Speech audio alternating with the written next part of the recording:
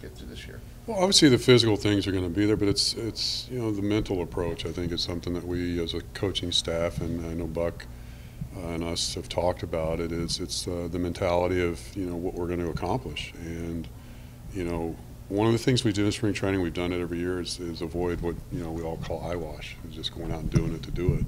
There's a reason we do things, and we put together the schedule according to that. So we go out and we get things accomplished. But I think there's the intensity to the work, the focus. It's up to the coaches and how the tempo goes. But I think the players will understand. After we talk to them and after we set the bar, that this is going to be a spring training where we get back to what we do best. You work with the catchers sometime. What do you think about the loss of Castillo, and is Caleb ready to make that step into the starting spot? Yeah. Well, I work with the catchers all the time. So it's, Well, yeah. Cassie had a good year for us, but Caleb is one of the more accomplished catchers in the league, I think, and he understands what it means to catch and be able to separate the offense. I've heard him say numerous times, if he has 4 at-bats but he catches really well and he's 0 for 4, he's okay with that.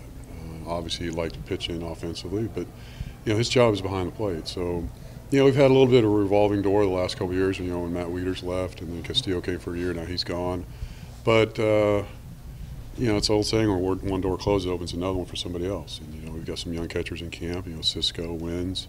That gives them an opportunity to show if they're possibly ready for this next step, and so it opens doors for other people. But with Caleb, we feel very confident that he's going to be able to do the things that we need to do behind the plate, and we just got to find somebody else to help to do that, and that's what we're going to do. Concentrate on, between now and spring training, if we go pick up another catcher, or if not, then how we're going to figure out who that second guy is going to be.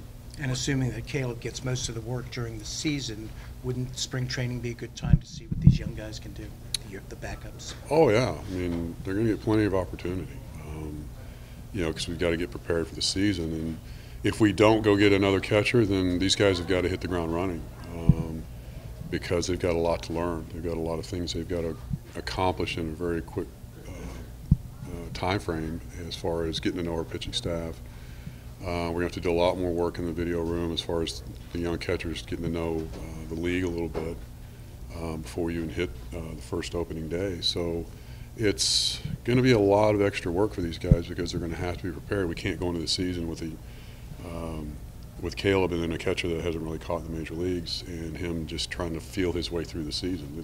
Unfortunately, we can't do that, and they're going to have to really focus this spring and work really hard with different things in the video room with Caleb, talking to Caleb a lot, talking to Roger and Alan about the pitchers, talking about how we're pitching different teams and what our strengths are as a staff. So it's going to be a lot of extra work this year. So, again, it's open doors for these guys, and I think they're going to be ready for the challenge.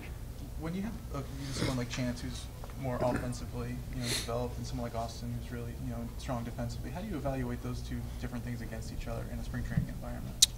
Well, I mean, you'd like to have both, obviously, but me personally, and I know Buck's going to say the same thing, is if you're going to catch, you got to be able to be a defensive catcher.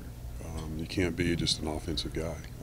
It's just not going to play, especially with a young pitching staff, and especially where we are right now with our staff. We've got to have guys that concentrate on their defense, and it all starts behind the plate. There's so many things that go on in a game. Tag plays. Your infielders making tags, your first basemen, your catchers. I mean, it all works together. And if you're weak in spots, it's going to show. And if you're weak behind the plate, it's really going to show. So not knocking Chance. I think Chance made a lot of progress last year. He made a lot of progress in the month he came up. I know the second half of the last season in AAA he started throwing better.